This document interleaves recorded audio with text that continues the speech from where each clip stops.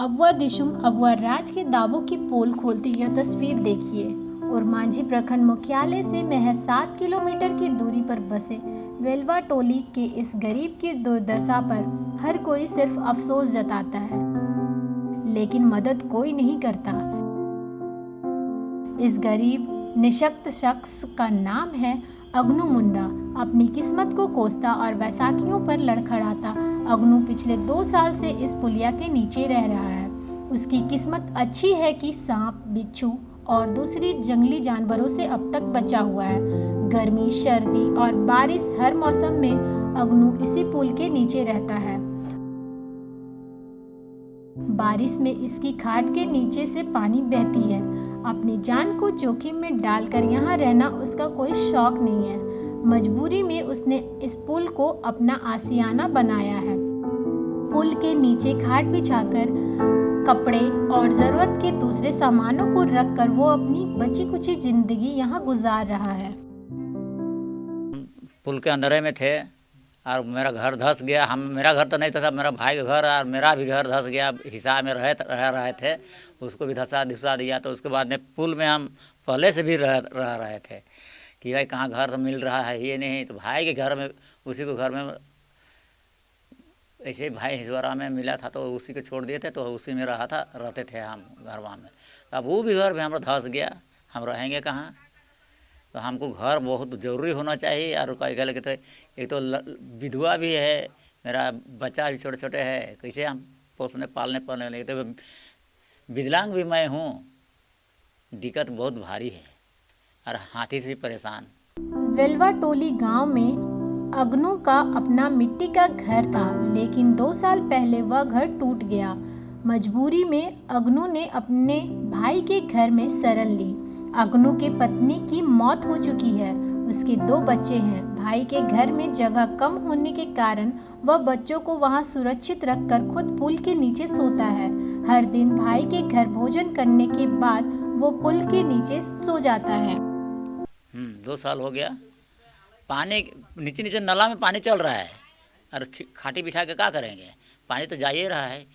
खाना खा दूसरे घर बनाते थे, रात के यहाँ आराम करते हैं, नीचे पानी जा रहा है, क्या करेंगे। ऊपर में चाहे ठंडा हो चाहे गर्मी हो, यही में लंगड़ा आदमी कहाँ जाने सकेंगे, इसी में रहते हैं। पिछले 10 दिन से इस पुल के नीचे अगनू कई चुनौतियों के बीच रह रहा है। दरअसल गांव में 2 दिन तक हाथियों के झुंड ने तांडव किया। उस दौरान गांव के लोग अगनू को उठाकर पास के स्कूल में ले जाकर उसकी जान बचाई। अगनू कहता है कि उसका आधार कार्ड खो गया है। निशक्त और अनपढ़ होने के कारण वह आवास योजना का लाभ भी नहीं ले पा रहा है। विकलांग वाला हमको भी पैसा भी नहीं मिल रहा है। आवेदन किए हैं?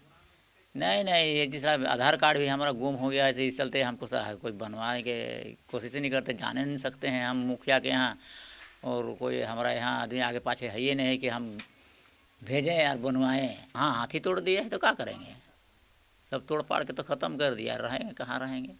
छोटा मोटा था, सब हाथी तोड़ दिया उसको भी। क्या कहना चाहेंगे कि भाई हम लोग का कम से कम रहने के लिए व्यवस्था हम लोग का होना चाहिए। घर और जल्दी से जल्दी होना चाहिए, हम लोग का बहुत भारी दिक्कत है।